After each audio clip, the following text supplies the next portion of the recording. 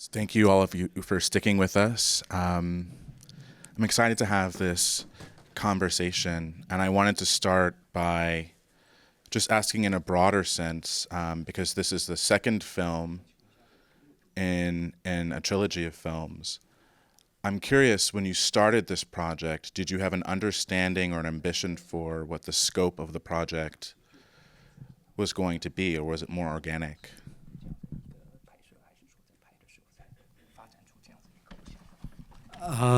我们是在来这个知里的时候，我们先拍了一个苦钱，是在2016年的时候，是一个比较快速的一个影片。当时我们的计划并没有这样的拍摄这样一长的计划。那么到了知里镇之后呢，我觉得可能我们需要比较久的时间，所以就是开始才做准备。So we went there for the project Bitter Money, which was shot in 2016. So that was quite a short production at the time. But when we arrived at Zhili, and we thought that this place warrants a longer, much longer documentary. And that's how we started thinking about how we're going to make this particular film. 然后在剪辑的时候，才考虑，那么把它分成3部分。And with the mass amount of footage that we had, it is not until the editing stage that we decided to have this idea of a trilogy for the film Youth. What stands out to me about this part of the trilogy is, from the start, for me, a sense of conflict between the workers and their bosses, but also socially with each other. And as a filmmaker, I wonder what it's like to be immersed in this space in every way, but in particular during such a fraught time in people's everyday lives, like in small ways.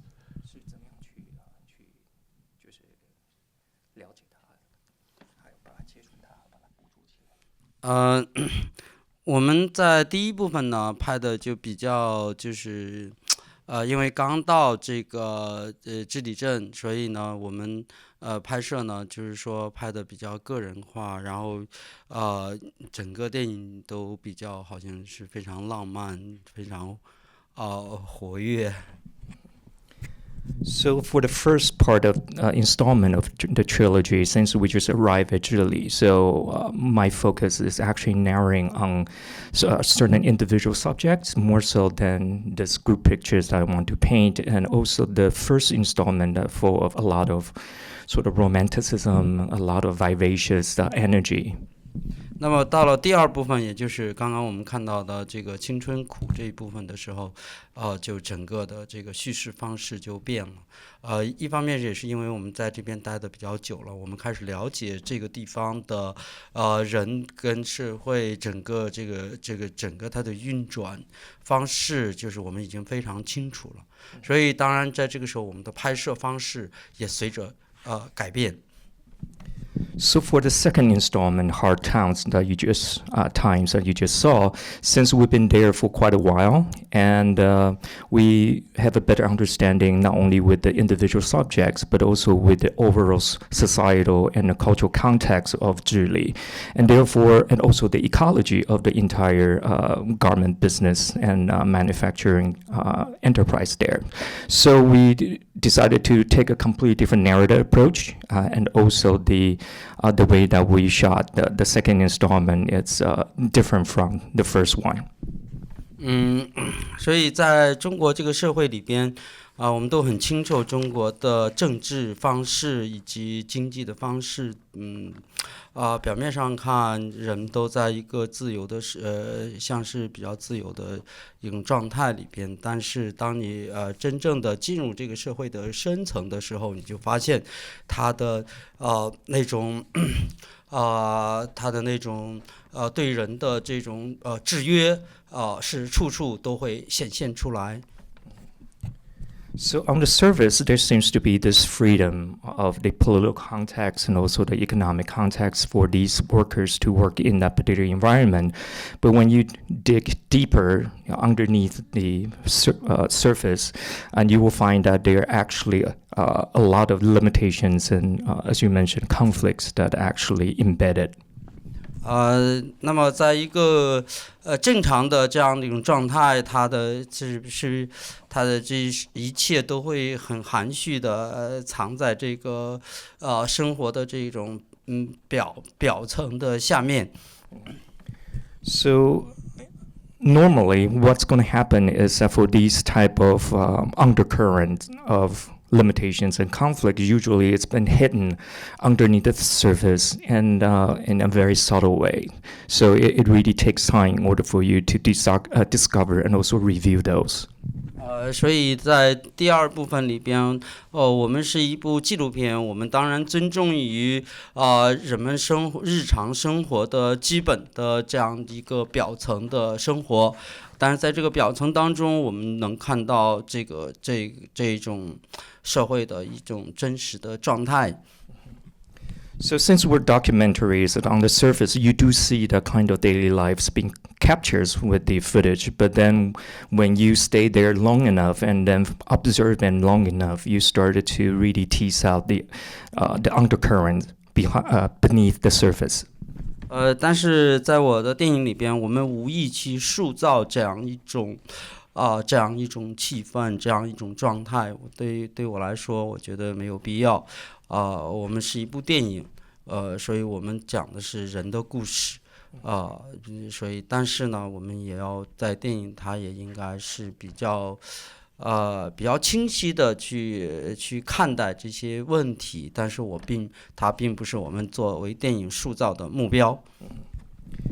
So as a filmmaker, especially documentary filmmaker, I didn't really have any intention to shape this film and the issues involved in any ways. I'm simply there to observe and to capture and record human stories. But I do think that it is also my responsibility as a filmmaker to really clearly present and also feature the ones that actually captures with these human stories that on my film. 也就是讲因为生活处处都是充满政治，充满各种就是社会的这种意识形态等等，这个是无法避免的。在做一部电影里边，你不可能避免这样的，不可能避免这样去避免起来完成一个电影。那就我觉得这个电影就是一个政治片，是另外一种政治片。那么，但是呢，我觉得对我来说，我在做这部电影里，我没有用政治的这种视野和方式来看待人们的生活，也没有用这种方式来塑造这样一个电影。它就是一部，我认为还是一部，就是完全是看待生活的一种方式，人的自然的生活的一种状态来看待这些问题。So to give authenticities and realness to the subjects and to do justice to their human stories, I am in no position to somehow avoid or any type of political ideology that is already embedded in their daily lives. If I do so as a filmmaker, in fact, I'm creating a different type of political propaganda by intentionally trying to avoid certain political issues being discussed in their daily lives. So that's very much the direction I was taking, making this film, is to just let whatever happened emerge and reveals and unfold themselves, and then honestly and authentically present them in the realist way possible. What you're saying about teasing out the undercurrents and the broader ideas, it occurs to me that this seems like something that you can't really do on a smaller canvas. I wonder if this is part of why you work so much with duration in your work and with series of films and kind of longer immersion, because for people who are familiar with his work, it's not atypical to watch something of this length, and I think you really sit with his characters and his stories for quite a long time, and it feels like that's the question, I guess. Is this part of why you experiment so much with length to tease out these things? 对我来说，我觉得纪录片呢有很多种拍摄的方式，以及很多种就是说结构故事的方法。那么我喜欢就是电影故事是在人的生活当中是慢慢的在一个未知的状态下逐渐的发生和逐渐显现出来的故事。So there are many ways to make documentary films, and you can take completely different ways to make them, or different structures to structure them, and different approach to approach them. But for me, as a documentary filmmaker, I tend to take on the way and the structure and approach that in such a way to just let the unknown reveal themselves and emerge themselves as I'm filming them. 所以我的方式呢，就是说比较显得可能比较啰嗦，比较需要比较长的时间，然后在这个时间当中去逐渐呈现用记录的方式来形成电影的故事。So for me, in order for me to tease out that kind of narrative that I'm looking for, it would take painstaking details and also temporal length in terms of a long durations in order for me to really reveal them and make them visible to the viewer. 所以在这种状态下，我不想去我个人去设计这样的方案，就是电影的这种方案。But these things are not something that I sort of design them or predict them or manipulate them in such a way that I'm hoping that they will happen in my films. 另外，我觉得电影的从我们有电影开始，从电影诞生开始的那一时刻，我们就对我来说，我觉得电影的它的这种记录性，比如影像的记录性，仍然是电影最原始的、最有活力的部分。So since the birth of film or filmmaking, I do think that it is something that I want to go back to this, the origin of why we are making films, and its purpose is to record, to chronicle, and to document. 所以我比较喜欢希望通过就是在一个电影里边去发挥这种最原始影像的这种记录性，让这种记录性在叙事当中形成电影的一个动力。So the momentums and the dynamics that I want to structure within my documentary films is to going back this idea of how can I really give truth to the original versions, and the purpose of films as a medium is to document, chronicle, and capture, and also record. 所以一方面呢是一个长时间的拍摄，另一方面它就是在这种拍摄当中，你能这个感知这种电影的感觉，电影的一种影像的它的那种就是对于我来说的那种就是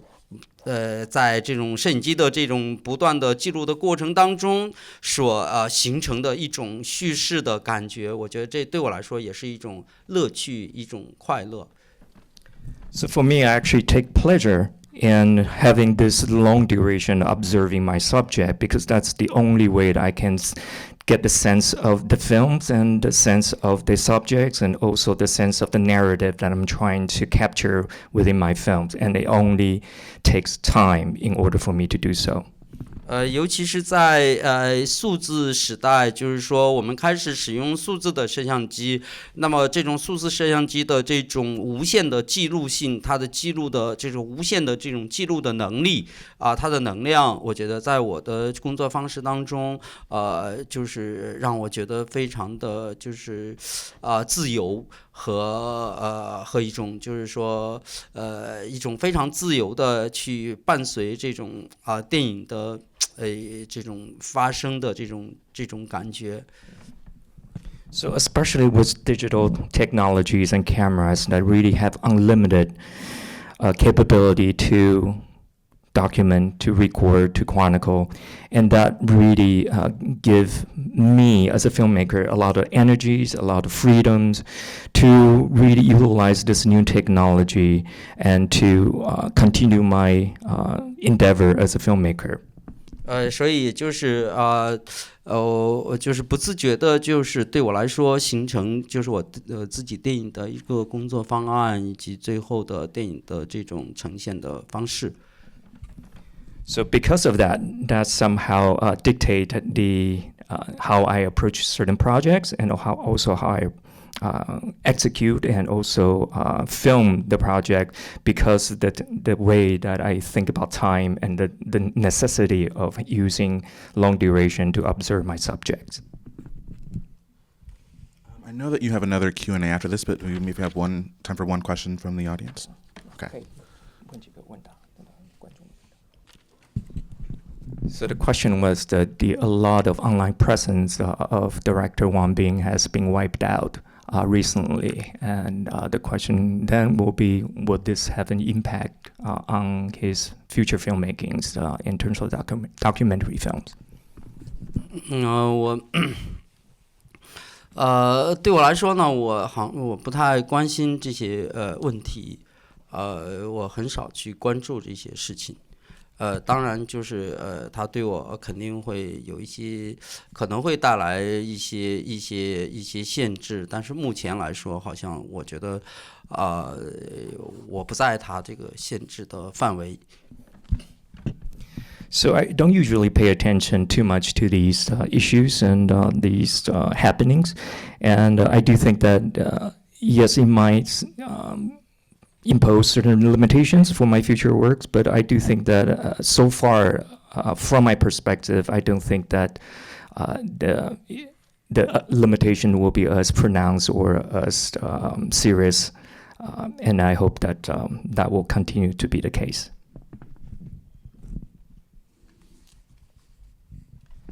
So the question was that it seems to be the director is playing this objective observer for the subjects in front of him,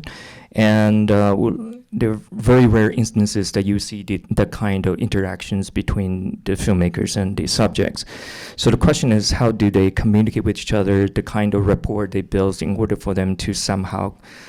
coexist with the presence of the camera without actually feeling that they had been filmed or that they are being filmed.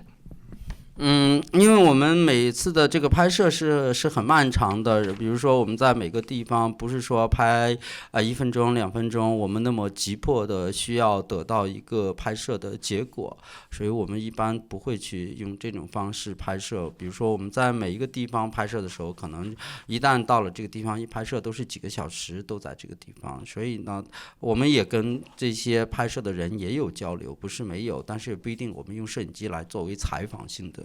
那么我们是完全是在一种就是一种记录性的方式，所以这个素材里边，比如说有的地方可能就会有交流，有的地方大量的是没有的，因为大家也都很忙，他们都做他们自己的事情。那么在这个拍摄过程当中，交流的时间总是非常的短暂，所以在素材的这个展示的这个空间里边，大量的情况下是没有这种交流的。So the way I make films, very different from other documentaries. Sometimes people may go to one location with one subject. You spend a minute or two, and you really want to just get the shots that you need and get the immediate outcomes that you're looking for. But for me, to approach my subject, I usually will get there and will spend hours with the same subject on the same location.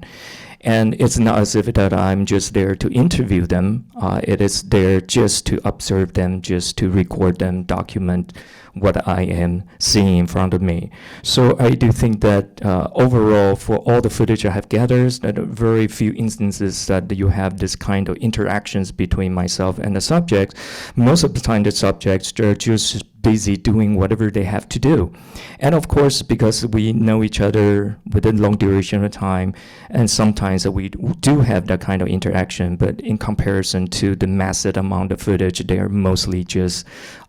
them working tirelessly. I think that's all the time we have. Thank you, everyone. Thank you, Dr. Bing. 谢谢。